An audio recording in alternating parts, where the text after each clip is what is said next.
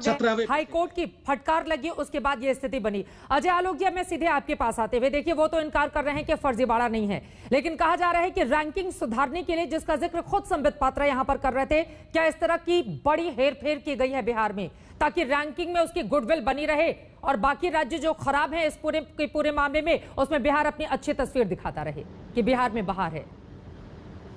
Chitra ji, ranking अगर सुधारनी होती तो ऑडिट क्यों करवाते? पढ़े रहे देते 17 में पे, 12वें पे आने की जरूरत क्या थी? ना रैंकिंग की बात थी, ना कोई चीज की बात थी। ये एक्सरसाइज, जैसे अभी संबित जी ने कहा कि 20 दिनों के बाद, जांच के बाद, हर जिले को समय दिया गया था 10 दिनों के अंदर अपनी रिपोर्ट जमा करने का। और अभी भी जो आंकड़े आपके पास आए हैं, अगर इसमें 3500 का इजाफा हुआ है तो अभी कोविड खत्म नहीं हुआ है।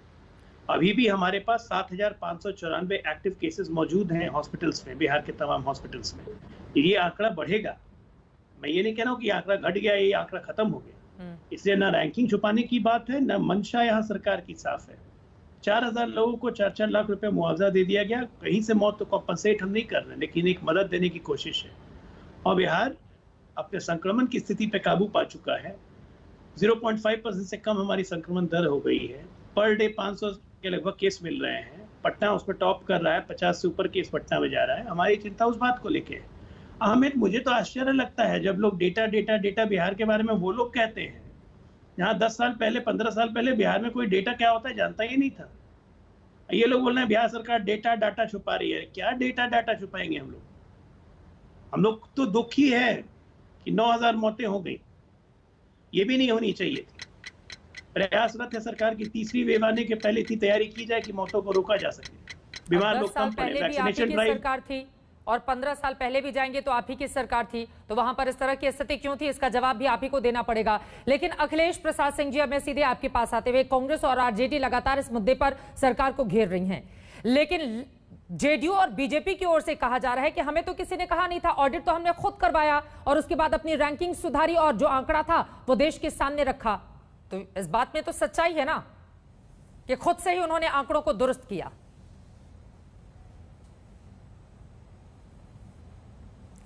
अखिलेश जी, मेरी आवाज मिल रही है आपको?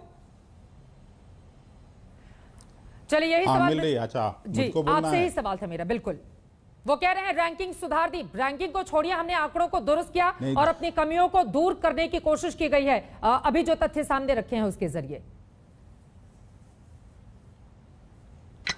नहीं, देखिए, मैं 20 साल पहले हेल्थ में वहाँ मिनिस्टर था, बिहार की विधानसभा में काम करता था। और आज जो ये सवाल हो रहा है, लगातार स्वास्थ्य महकमा वहाँ बहुत ही ख़राब स्थिति में है। अगर पटना के कुछ हॉस्पिटल आप छोड़ दीजिए, Patna medical college, Nalanda medical college और अब एम्स आया है, इसको अगर हटा दीजिए, अजय आलोक के पिताजी खुद वहाँ बड़े डॉक्टर हैं, उनसे जब मेरी बात होती है तो वो अलग बात करते हैं। अजय आलोक को तो अब केस बहस करना है, ख़राब केस को बेस्ट तरीके से बहस करना है।